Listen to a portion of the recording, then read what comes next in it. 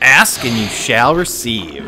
Hello everybody, this is thejonnymar, and I am continuing with Resident Evil 2, the Claire B scenario. And I was asked in between episodes by one of my very loyal fans to show off what happens to poor Sherry if she is vomited on extensively by zombies.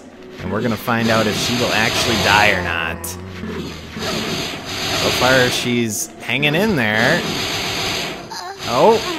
Okay, well, she does die. Putrid projectile vomiting can kill you in Resident Evil. Good to know. Alright, so now that that's out of the way, we're going to continue onward.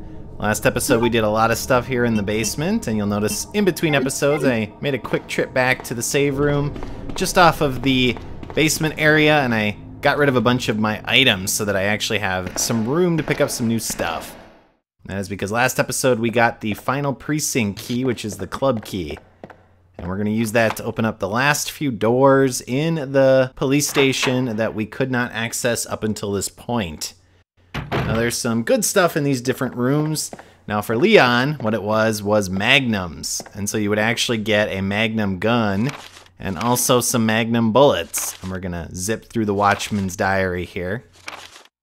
But for Claire, obviously, she doesn't get the Magnum in this game. So we're going to get acid rounds instead for our grenade launcher.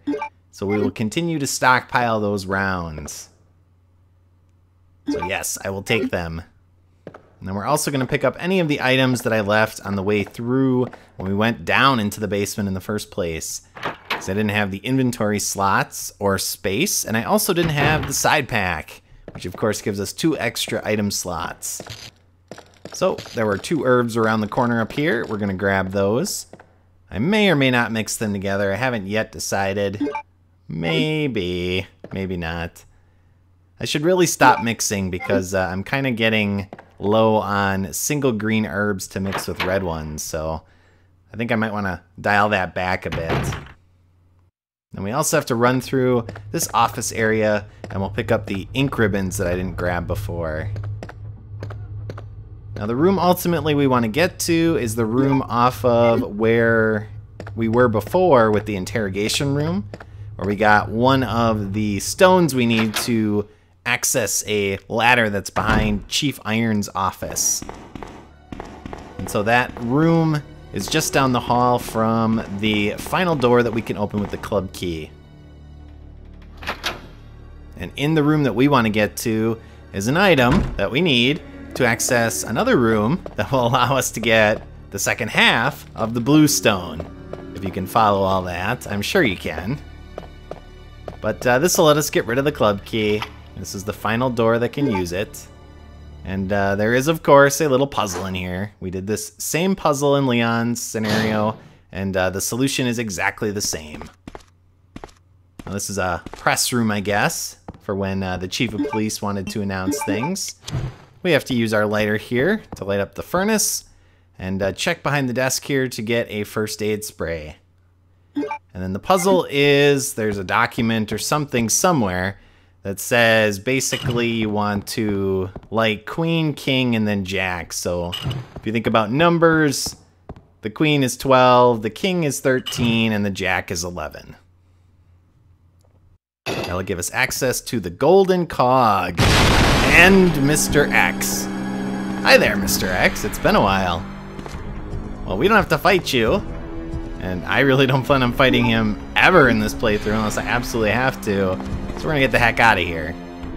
Luckily, he's very slow and there was that nice desk there to block his path. But of course, he came busting through the wall. It's not like that hole's gonna be gone. So hopefully he doesn't come at us from out here. I'm gonna run by. Okay, he didn't, so okay, you're gonna come out that wall. Nice. Okay, well, this is a little bit bigger of a spot, so maybe unlike the first hallway, I can actually dodge him if I can get out. No, of course not. I'll take the hit. It does a little damage.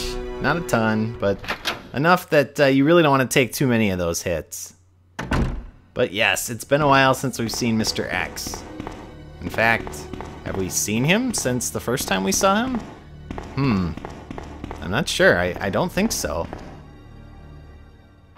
So he's been, I guess, wandering around the police station looking for us.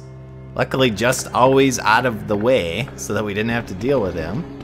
But we're going to head up and try to get our last 2 stones. In order to do that, I, of course, need to do some inventory management, even though I have 10 slots. So I'll meet you back here in a second. Alright. So I again cleaned stuff out, and I got the crank and also the golden cog. And we need to use those to get one of the stones. The animal stones, that is. And the other animal stone, we're going to have to solve a puzzle. Because nothing's easy in this game. So you may have noticed I equipped my bazooka, or grenade launcher. I have 2 more explosive rounds left, and that is because there is a licker right at the top of the stairs up here on this ladder. And it didn't die. So I get to kill it with my handgun. Wonderful. Oh, thank you. Well, at least it only took 1 shot. That could have been very bad. Usually they die with 2 shots. That was pretty stupid, but oh well. So I've been putting off coming into the library. I mentioned in a previous episode why that is, and that is because when you come in here, what happens is you activate a cutscene that will actually cause a bunch of zombies to stream in the hallway that you closed off with the cord during the Ace scenario. Now that hallway should look pretty familiar. That's the hallway right by the basement. And so if we had come in here earlier, about 4 or 5 zombies would have been in there and we would have had to deal with them. Now I also skipped this room, which is right next to where the STARS office is. And it'll be very clear in a second why I did. That. Lots of zombies. Mowing down on a corpse. And all that's in here are some handgun bullets. So if you want to come this way, you can feel free. You'll have to kill about 5 or 6 zombies. I have no interest in that. There's no reason to come into this room, so I am just going to leave them in there. They can rot away and eventually fall into, I don't know, inanimate status, I guess, once they don't get food anymore. Since zombies cannot open doors. Now we need to head outside onto this little balcony. We're on the 3rd floor of the police station. Luckily there isn't anything out here. I always get like a little bit of anxiety because I think, man, this would be a great place for there to be some lickers to come at you. But luckily they don't do that. But this is the one place that we need to use this crank. It's kind of silly if you think about it. All it does is lower the stairs. Really, she could just reach up and grab the stairs. And then it disappears from our inventory. So no more cranking to do. So we're going to head upstairs, and then we need to use our golden cog once we get around all of this wonderful environmental, jagged, pixelated stuff that likes to hook us and keep us from advancing. But we want to push the switch after using the cog. This will open up a little rusted door. And this is where Leon got his last plug. And this is where Claire technically gets the last of the stones. Now, I haven't picked up the red stone yet, so I still got to do that. That's in the library. Now, with Leon, you could slide down that shaft there, which would take you back to the basement. We have no need to do that because we're not going to use the door that Leon does. If you remember from the Ace scenario, he had to put all the plugs into a particular door, and that took him into the sewers. Well, we're taking a different route with Claire. So we're going to head back to the library, and then we're going to get the last of the stones.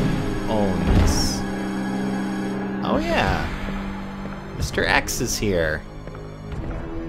I forgot about that, actually. Well, let's see if we can get around him. Ow. Okay. So yeah, that's nice. Well, luckily, unlike Nemesis, he does not follow you into rooms, so even though we're injured severely here, we'll be okay. Well, relatively. Now we caused Claire to plummet down a story and land on her ankles. She probably sprained them, if not broke them. But apparently she's okay. Let's do this little puzzle. All you have to do is hit the switch and make the far left 2 shelves move to the right 1 slot. And that'll give us our last stone. Open says me. So that is the red stone. So we had a yellow stone, a blue stone, and a red stone. That's the serpent, the eagle, and the jaguar, I believe.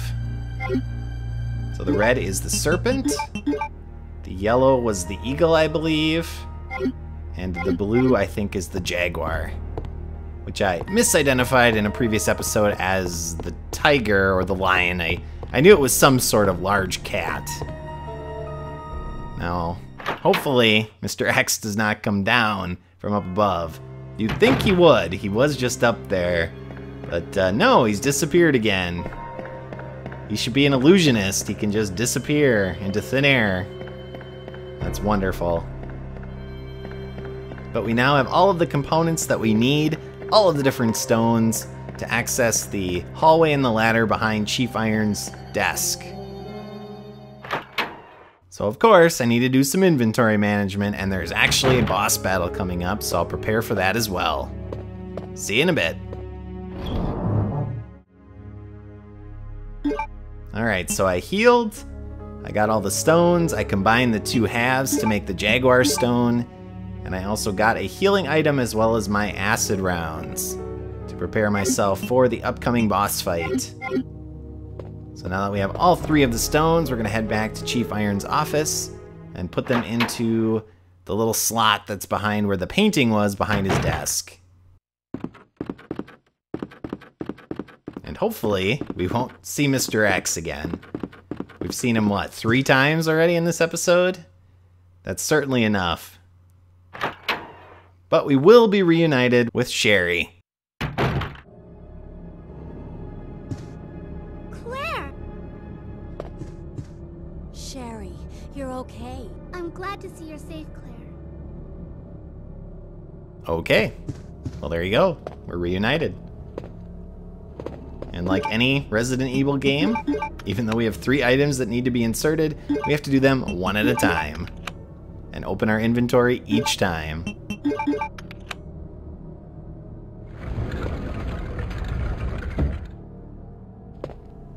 And that is about it. We'll check out this little memo here on the floor. The mail to the chief. Nice little pun. And this memo is from a very important name in the Resident Evil kind of history, the chronology, etc. And it's going to talk a little bit about this conspiracy to keep the STARS members from finding out about the G virus and the T virus. And it's done by the scientist that is attempting to create the G virus. And that's what's happened here in Raccoon City, is an outbreak of the G virus. And that scientist's name is William Birkin. So we find out he's the one that's been kind of paying Irons behind the scenes, his $10,000, to kind of stall everybody and keep people from knowing that he's working on the G virus. And he's actually doing it underneath in the sewers below the police station.